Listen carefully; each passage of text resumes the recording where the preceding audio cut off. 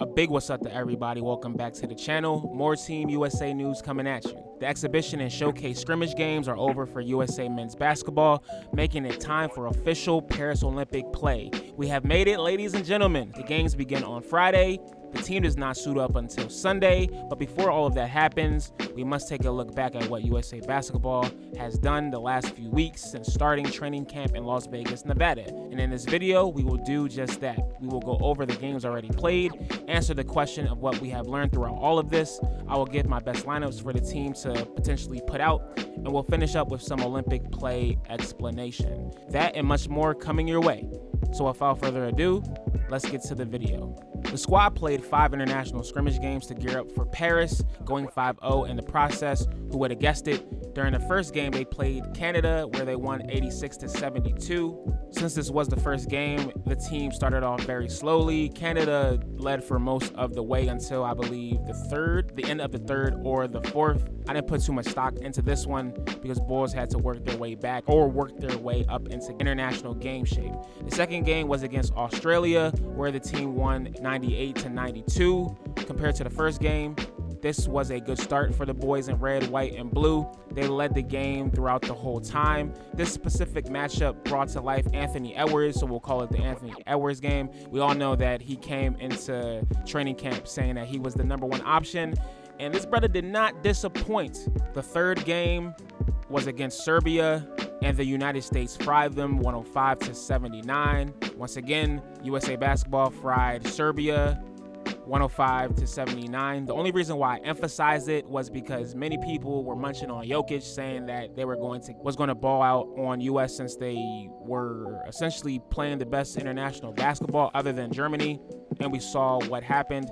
Clearly, Team USA wanted to make a statement, and they did so by increasing their defensive intensity that game. The fourth game, my favorite game out of the bunch, was against South Sudan, where USA men's basketball won 101-100.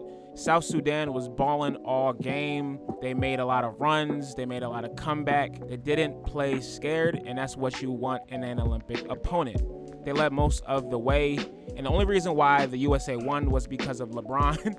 And even then, South Sudan had a chance to win. So what else can you say? And the fifth game was against Germany, where the United States won 92-88. And this was a good test for us since Germany is FIBA champs. We had to see if USA basketball was on their level, and clearly they were. This was mainly a back and forth John, with LeBron saving the day in the end, per usual. So yeah, going 5-0. Not bad, not shabby, if I do say so myself, and I do. So what did we learn throughout all of these games? One, USA is deep. Obviously, these men are all-stars, superstars, NBA champions. That actually goes without saying. Steve Kerr will be able to throw out different lineups depending on the situation, which is a good thing. We have a lot of size compared to other countries, and that will be a main advantage. Number two, the world has caught up to USA basketball, obviously within the last 100 years where basketball has been globalized. Other countries began to play, but the fact that USA basketball definitely almost lost a few of these games and not even on some sweet stuff tells you that the time of red, white, and blue being the dominant force is gone. Africa will own the NBA, or more so, will run the NBA in the next 15 years. Imagine more athletic, more skinnier, more shooting Joel Embiid's and Giannis's running around NBA floors on a nightly basis. That is going to be crazy.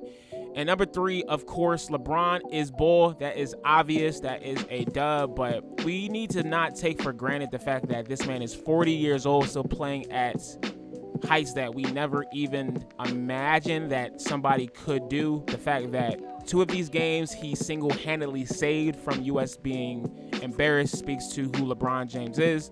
We better, enjoy the time that we have with this man left on our television screens, because there is going to come a day when he will not play anymore, and that's going to be a very sad day. But LeBron James is just bull. Like, this man is still doing windmill fast break dunks. Like, come on, bro. To further emphasize the impact that LeBron James has had internationally, he has been selected to serve as Team USA's flag bearer for the opening ceremonies. Even more accolades for King James. Question before we continue. Will Kevin Durant actually play these Olympics? He did not suit up for any of the 5 showcase games, and that gives me some concern as a fan. You would at least hope that he could go out for about 5 minutes, but that was not going to be the case. Hopefully, he does not end up as a Kawhi Leonard redo. USA Basketball has made it clear that they will keep him on the roster going into Paris. Will this just be due to respect for the fact that he led Team USA during the 2020 Olympics? We shall see. He has a calf strain, so just sad overall, but there is hope, and I'm hoping that Kevin Durant can be the 6th man or something once he feels better. Let's talk about the lineups that the team should put out for the Paris Olympic Games. And this has changed since Kevin Durant, the aforementioned Kevin Durant, is injured. He was obviously going to be either the starting 3 or 4, but with him out, Steve Kerr can plug and play different pieces. So my best version of the starters should be Steph Curry at the 1, Drew Holiday at the 2, Tatum at the 3, LeBron at the 4, and Joel Embiid at the 5. Of course, you can flip-flop LeBron and Jason Tatum, but the reason I have this is because, 1, I believe these 5 earned it, and 2, I think it is just the best cohesive tandem, 5-some, where you can have just as much offense as you have defense. Drew Holiday should be in there off of his defensive intensity. You can still play off of LeBron and Steph. Other folks may take issue with Joel Embiid having Joel Embiid start over Anthony Davis.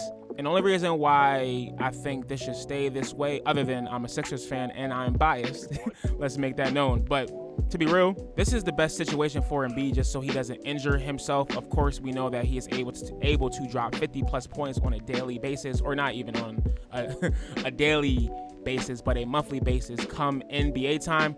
But I think all he needs to really do is just rebound and do defensive plays. We don't need him to do that much. And I believe if he is placed on the second team, he is going to have to do more.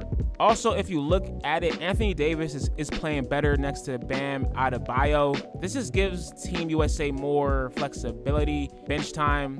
They'll still be able to run, gun, and have spacing. I know a few of y'all have asked me, how does Olympic basketball work? How does each team advance? How do we get a gold medal winner? And I'm going to try to explain it to you the best way I know how. There are 3 groups within Olympic basketball play: Group A, Group B, and Group C.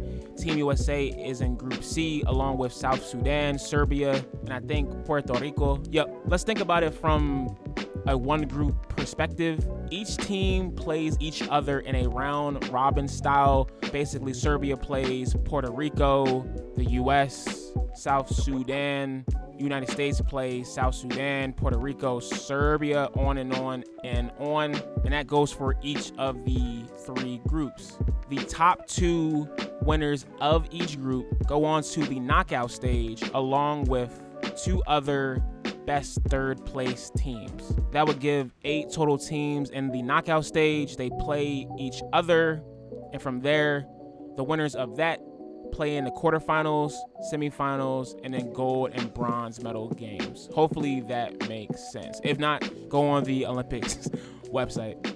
So yeah, that is about it. To remind you, Team USA plays their first Olympic game on Sunday at 11:15, followed by 2 more games. The schedule is on your screen. Let me know in the comment section what you think about Team USA. Does this 5-0 scrimmage John makes you smile, or are you still concerned that we will not beat the rest of Olympic competition? I want to thank everybody for pulling up and listen to a brother think. Like, comment, share, subscribe for more Team USA content. We are going to be putting out a lot the next few. Send me prayers, send me motivation, send me some likes and goddamn comments. And even if you don't, I will still put out the content for you. I'll talk to you next time. Peace.